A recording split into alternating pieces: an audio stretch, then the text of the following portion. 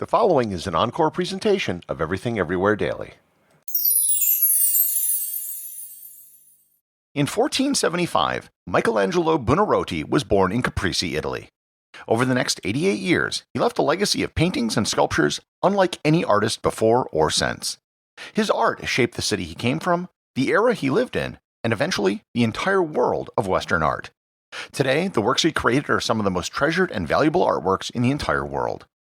Learn more about Michelangelo and how he became the greatest artist of the Renaissance on this episode of Everything Everywhere Daily.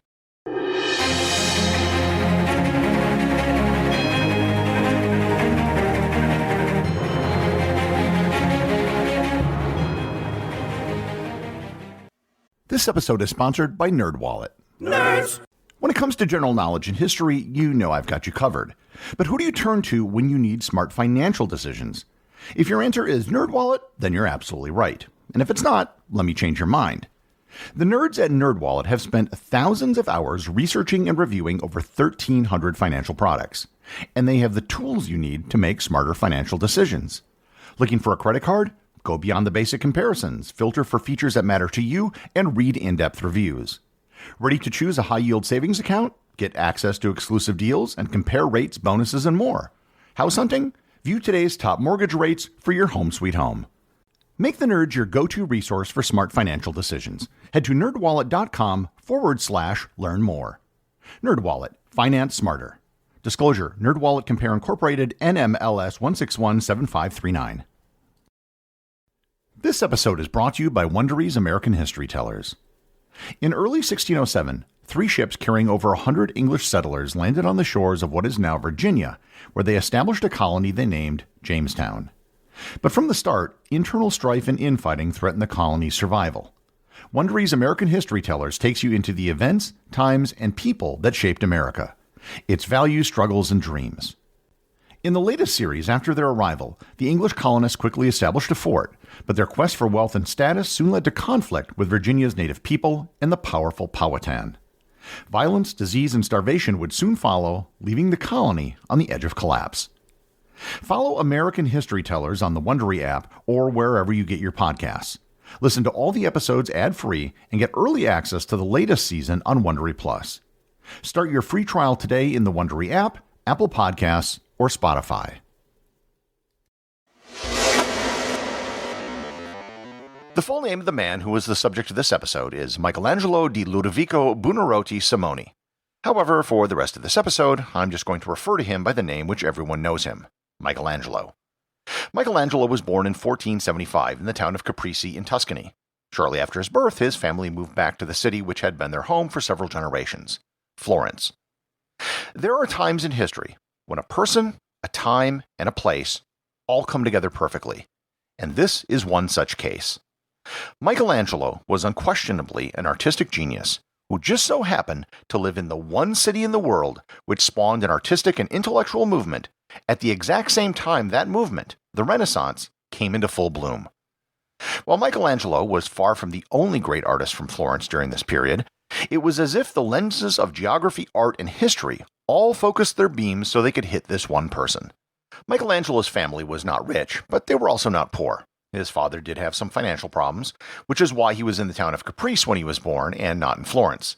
His mother died when he was only 6 years old. He was sent to live with a nanny in the town of Settiano, just outside of Florence. The nanny's husband just so happened to own a marble quarry.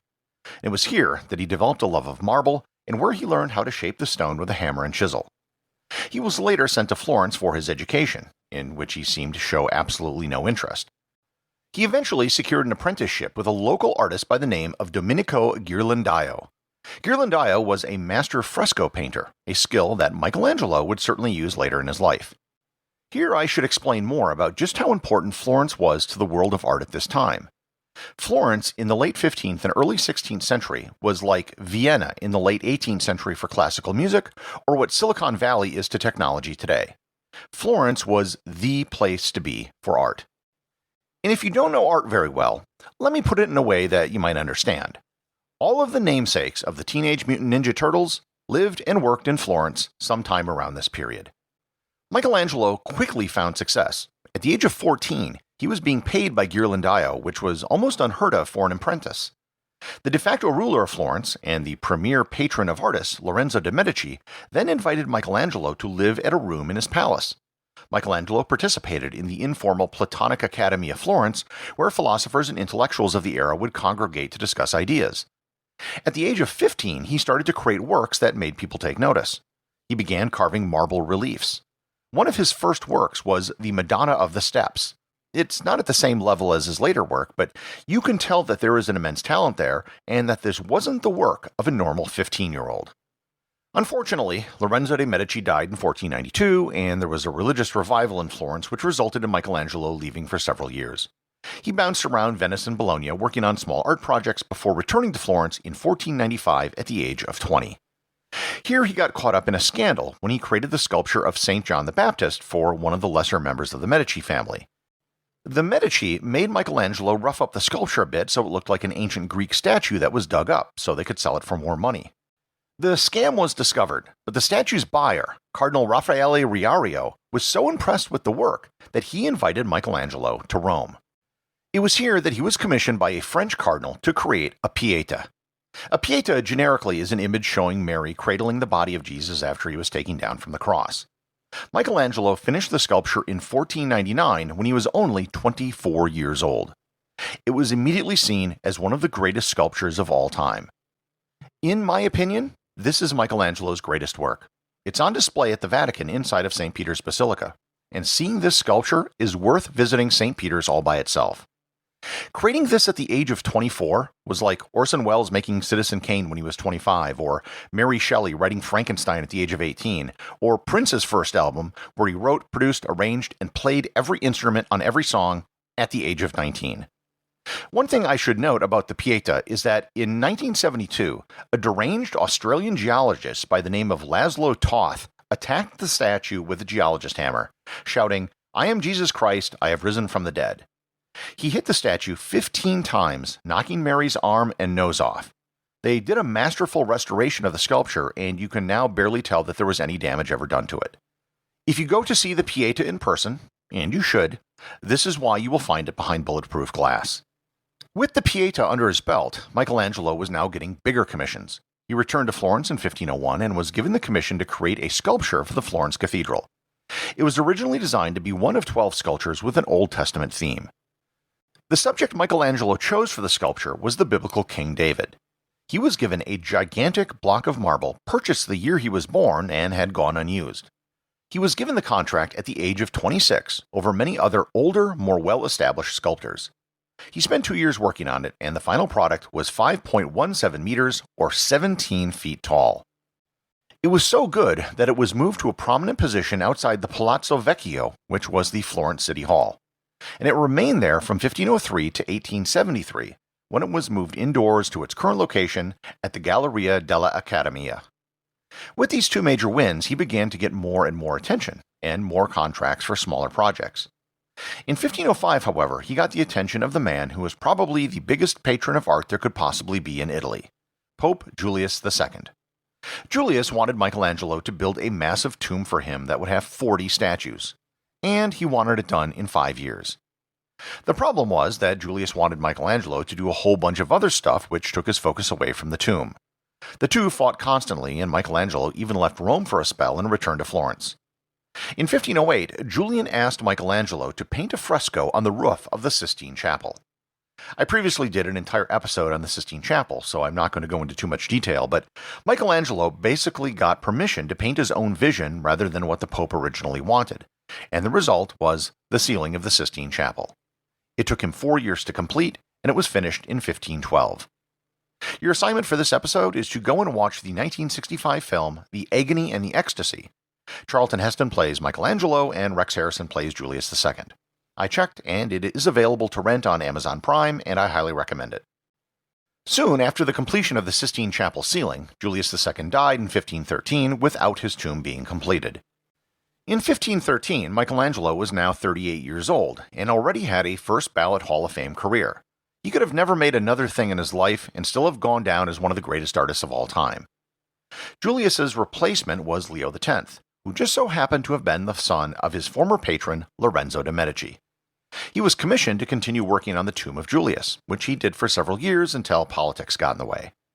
He was then commissioned by the Medici family to create a facade for the Basilica di San Lorenzo in Florence. It was never built due to a lack of funds, but the wooden models of it that Michelangelo created still exist. And there's still debate about finishing Michelangelo's design for the facade today, over 500 years after he designed it. He also designed what's known as the Medici Chapel inside San Lorenzo's. After a revolution and a series of political upheavals in Florence, he moved back to Rome in 1534. In Rome, he was commissioned by the now Pope Clement VII to create another fresco for the Sistine Chapel. This time it was to be a depiction of the Last Judgment, which would appear on the altar wall. The image depicts the souls of the dead either ascending into heaven or descending into hell. It took him 7 years to complete the fresco, which was highly controversial because of the nudity, especially the fact that Mary and Jesus were depicted without clothing. The genitals on the painting were eventually painted over shortly before Michelangelo's death by one of his assistants, Daniele da Volterra. After the completion of the Last Judgment, he also received 2 more commissions for frescoes in the Vatican, which are not as well known: the Crucifixion of St. Peter and the Conversion of Saul. They're both located inside the Vatican Palace, so they're seldom seen by the public. After this, he began receiving architectural commissions. In particular, in 1546, he was appointed as the head architect for St. Peter's Basilica in Rome. Construction on the church had been underway for 50 years, and the original design was not Michelangelo's. He was actually the third person appointed to the position. By the time Michelangelo was appointed, the main thing which had been built were the 4 giant piers that were designed to support the dome. So there was still a lot of room to determine the final outcome of what the church would look like. Michelangelo stuck with the original design created by Donato Bramante, but made the entire building more cohesive. Michelangelo's biggest contribution is in many ways the biggest and most important part of St. Peter's: the dome. The dome's design was Michelangelo's, and he lived long enough to see the beginning of the dome's construction. The Dome of St. Peter's is still today, almost 500 years later, the largest dome in the world as measured by its inner height. The Dome of St. Peter's has been considered the greatest work of the entire Renaissance. In addition to the sculptures, the paintings, and the architecture, he was also a poet. He wrote over 300 poems that have survived, although the quality of his poetry pales in comparison to his other works. He even continued working on the tomb of Julius II for most of his life, although he was never truly satisfied with the outcome. It was much smaller than originally planned, and it wasn't placed in St. Peter's, but rather in the Church of San Pietro in Vincoli in Rome. Michelangelo passed away in 1564 at the age of 88. He left behind an incredible legacy of art, both in terms of quantity and quality of his work, and I've only touched upon a few of his greatest works in this episode. The true greatness of Michelangelo can probably be best seen in the fact that 500 years later, there are still millions of people who are willing to go out of their way to witness his genius. The executive producer of Everything Everywhere Daily is Charles Daniel. The associate producers are Benji Long and Cameron Kieffer. I want to give a big shout out to everyone who supports the show over on Patreon, including the show's producers. Your support helps me put out a show every single day. And also, Patreon is currently the only place where Everything Everywhere Daily merchandise is available to the top tier of supporters.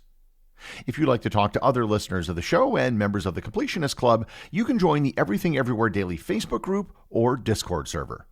Links to everything are in the show notes.